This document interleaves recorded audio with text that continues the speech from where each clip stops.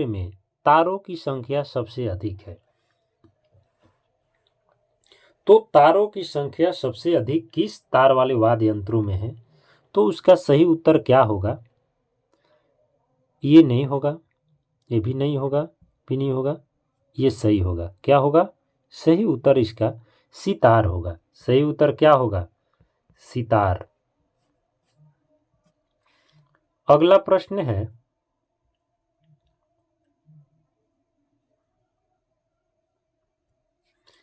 कि निम्नलिखित में से कौन भारतीय संगीत के जयपुर घराने का प्रसिद्ध गायक है? जयपुर घराने के प्रसिद्ध गायक कौन है? तो इसका सही उत्तर होगा मल्लिकार्जुन मंसूर। क्या होगा? मल्लिकार्जुन मंसूर। बाकी जसराज नहीं होगा, भीमसेन जोशी नहीं होगा, गिरिजा देवी नहीं होगा। गिरिजा देवी बनारस घराने की थी, बनारस की थी। इसका सही उत्तर यही होगा, मल्लिकार्जुन मंसूर। अगला प्रश्न है कि पंखीड़ा और लुटिकिया लोकगीत किस राज्य से संबंधित है? पंखीड़ा और लुटिकिया लोकगीत जो है किस राज्य से संबंधित है? तो इसका जो सही उत्तर होगा क्या होगा? पंजाब के तो होगा नहीं, पंजाब का गिद्दा होता है। पंजाब का क्या होता है? भांगड़ा भी होता है। मध्य प्रदेश का नहीं होगा। राजस्थान, गुजरात का डांडिया होता है, इसका राजस्थान होगा। क्या होगा? राजस्थान होगा। इसका राजस्थान सही उत्तर होगा। पखीड़ा और लोटिका लोक नृत्य जो है राजस्थान की है। अगला प्रश्न है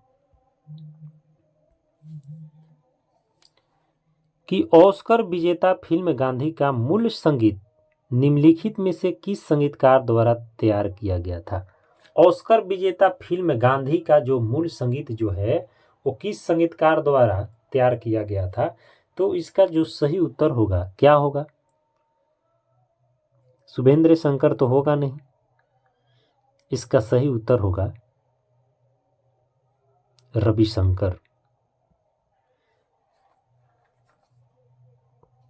अगला प्रश्न है, इसी में अब समझेंगे कि गांधी 1982 की महात्मा गांधी के जीवन पर आधारित जीवनी फिल्म है। इस गांधी फिल्म जो है 1982 में रिलीज हुआ था, जिसका निर्देशन और निर्माण रिचर्ड एटनबरो ने किया था। फिल्म को 55वें अकादमी पुरस्कारों में 11 नामांकन प्राप्त हुए, जिसमें सर्वश्रेष्ठ फिल्म, सर्वश्रेष्ठ निर्देशक, सर्वश्रेष्ठ अभिनेता सहित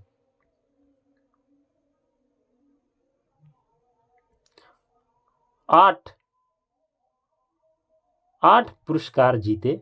संगीतकार रविशंकर को सर्वश्रेष्ठ मूल स्कोर के लिए भी नामांकित किया गया था।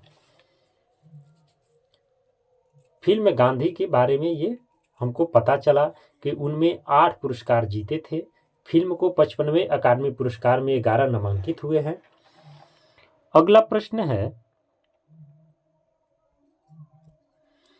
कि वानयुन लोक संगीत भारत के निम्नलिखित में से किस स्थान से संबंधित है? किस स्थान से संबंधित है? तो महाराष्ट्र होगा नहीं, लावड़ी जो है कहाँ की है? महाराष्ट्र के है लावड़ी। कर्नाटक का होगा नहीं, इसका सही उत्तर गुजरात होगा। इसका सही उत्तर क्या होगा? ओ सॉरी, इसका सही उत्तर क्या होगा? तो जम्मू कश्मीर का हो, जम्मू कश्मीर होगा, गुजरात नहीं हो, गुजरात का डांडिया होता है। अगला प्रश्न, इसी में हम जानेंगे कि आखिर जम्मू कश्मीर में जो वानून क्या है, कि वानून जिसका शाब्दिक अर्थ है कोरस है। वानून का शाब्दिक अर्थ क्या है? कोरस है। कश्मीरी लोगों द्वारा इस्तेमाल की जाने वाली गायन की एक शैली है, क्या है? वानयुन, जो कोरस कहलाती है। यह आमतौर पर विवाह जैसे कुछ अनुष्ठानों से पहले गाया जाता है। जिसे विवाह होता है उस और कुछ अनुष्ठानों में ये गाया जाता है। इसे रौफ के नाम से भी जाना जाता है। तो रौफ कहाँ की है? तो रौफ जम्मू कश्मीर की है। रौफ कहाँ की है? तो रौफ जम्मू कश्मीर की है।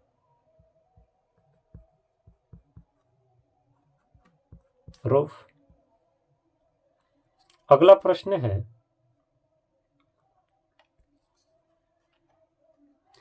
कि पनिहारी लोक संगीत किस राज्य से संबंधित है? पनिहारी लोक संगीत जो है वो किस राज्य से संबंधित है? बिहार का तो होगा नहीं, बिहार का लोकगीत है नहीं। असम का है नहीं, असम का तो बिहू है।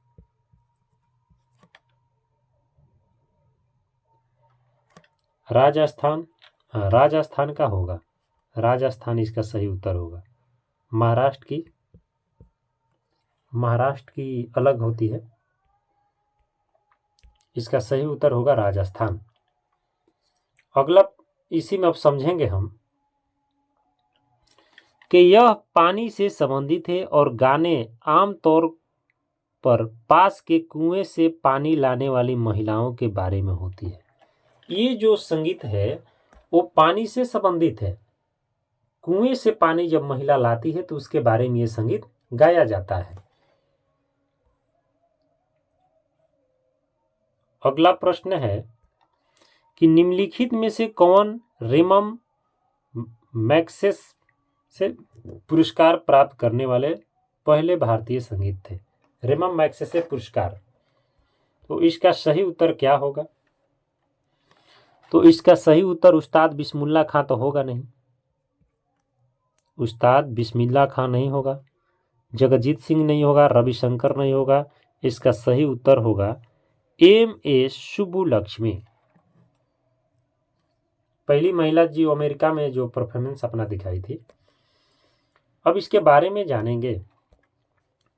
मदुरै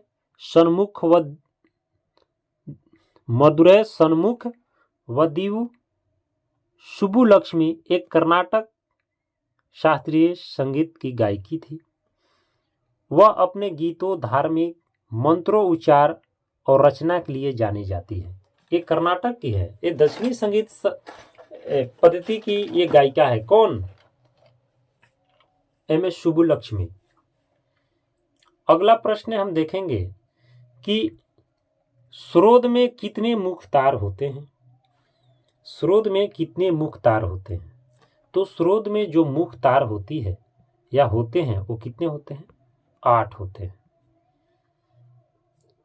अब इसके बारे में हम जानेंगे कि प्रतियोगी परीक्षाओं के लिए प्रसिद्ध पुस्तकें और उनके लेखन जीके पढ़ें। जो अभी दिया है इसको, ये परीक्षाओं के लिए है, ये संगीत जीके है जो 2024 के लिए महत्वपूर्ण था, लेकिन बीपीएससी टीआरई 4 25 में आने वाली है।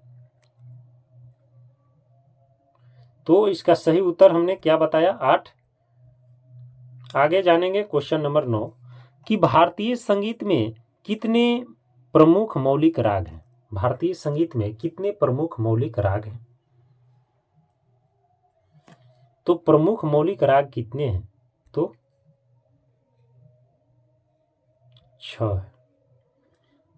6 प्रमुख मौलिक राग हैं। अगला प्रश्न है कि निम्नलिखित में से किसे 20वीं सदी का तानसेन कहा गया है? 20वीं सदी का तानसेन किसे कहा गया है? तो उस्ताद बड़े गुलाम अली खां को 20वीं सदी का तानसेन कहा गया है। अगला प्रश्न है कि मद्रास म्यूजिक सीजन, जिसे दुनिया के सबसे बड़े सांस्कृतिक कार्यक्रमों में से एक माना जाता है, पहली बार किस वर्ष मनाया गया था? इसका सही उत्तर क्या होगा? तो इसका सही उत्तर जो होगा, पहली बार मनाया गया था वो 1927 में मनाया गया था। Madras music season. अगला प्रश्न है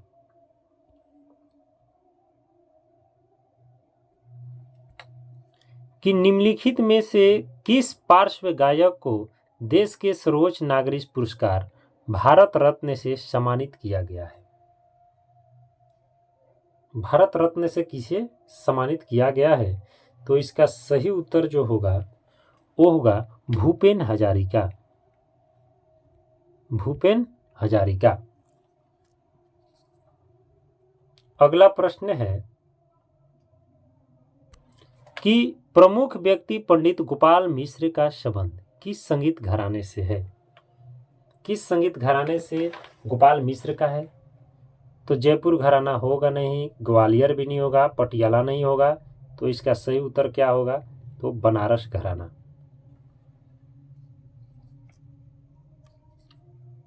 अगला प्रश्न है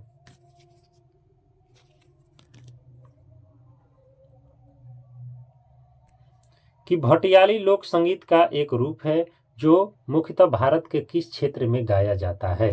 भटियाली। तो भटियाली मुख्यतः पश्चिम बंगाल में ही गाया जाता है। कहाँ गाया जाता है? तो पश्चिम बंगाल में भटियाली। अब इसके बारे में हम जानेंगे कि लोक संगीत भटियाली मुख्य रूप से पश्चिम बंगाल, भारत और बांग्लादेश में भी गाया जाता है। भटियाली एक नदी गीत है जो अधिकतर नाविक द्वारा नदी की धारा में उतरते समय गाया जाता है। भटियाली जो है एक नाविकों द्वारा गाया जाने वाला गीत है। अगला प्रश्न है कि महान भारतीय संगीतकार तानसेन निम्नलिखित में से किस शैली में गाते थे? तानसेन किस शैली में गाते थे? तो तानसेन जो गाते थे वो किस शैली में गाते थे?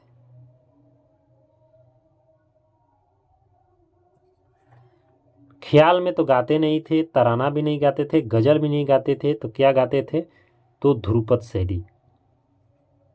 ध्रुपद शैली। ध्रुपद शैली में गाते थे। अगला प्रश्न है, इसी में समझेंगे थोड़ा, कि तानसेन को लोकप्रिय रूप से मियां तानसेन या संगीत सम्राट के नाम से भी जाना जाता है। वह एक हिंदुस्तानी शास्त्रीय संगीतकार थे।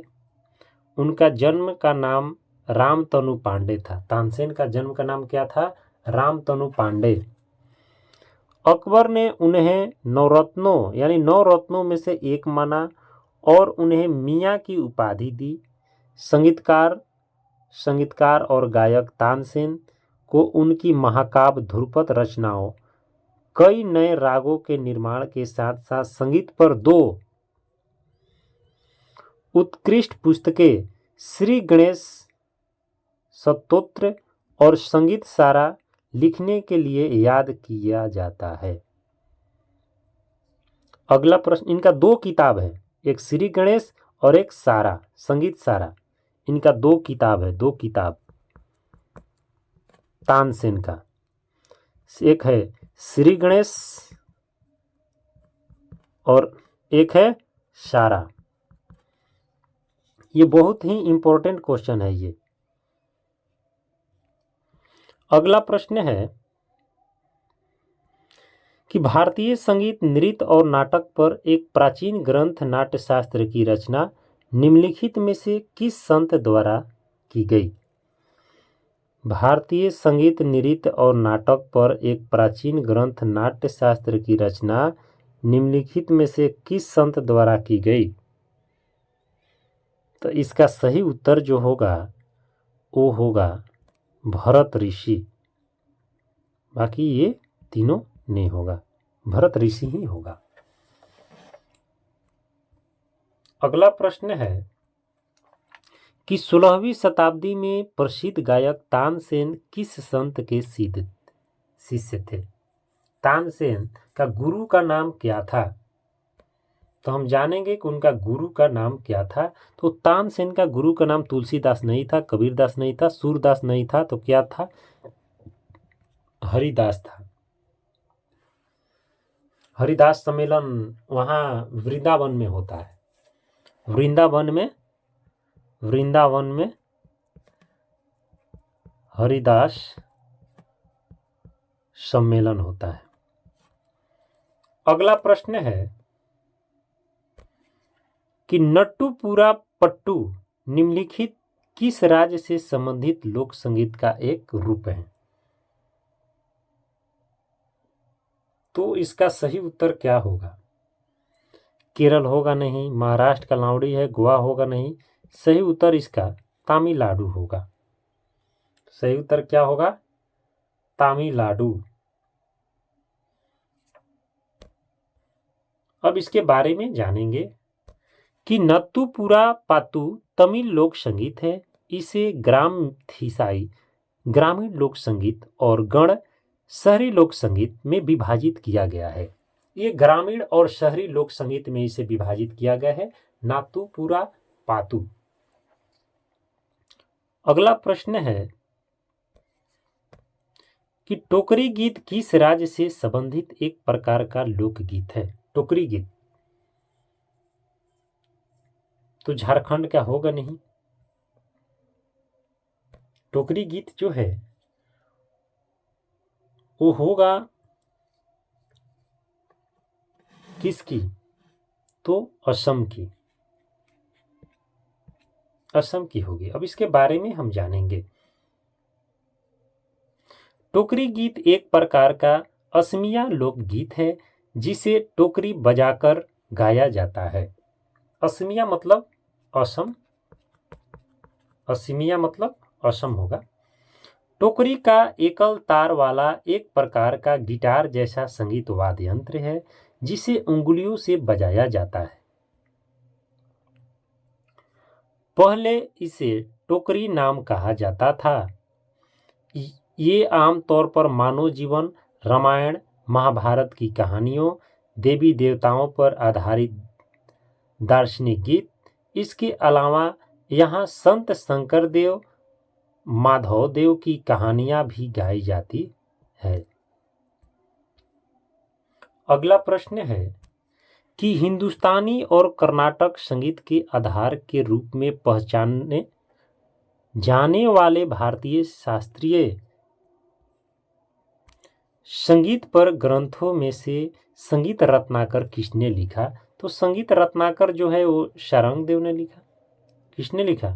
शारंगदेव। शारंगदेव जी द्वारा लिखा गया।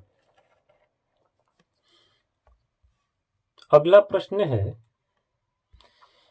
कि लोटिया भारत के किस क्षेत्र से संबंधित है? लोटिया तो लोटिया जो है वो राजस्थान से संबंधित से क्षेत्र है। लोटिया राजस्थान से है। अब इसके बारे में जानेंगे कि लोटिया चैत माह में गाया जाता है। अभी चैत का माह चल रहा है। इस माह में राजस्थान के लोग लोटिया गीत गाएंगे। चैत माह में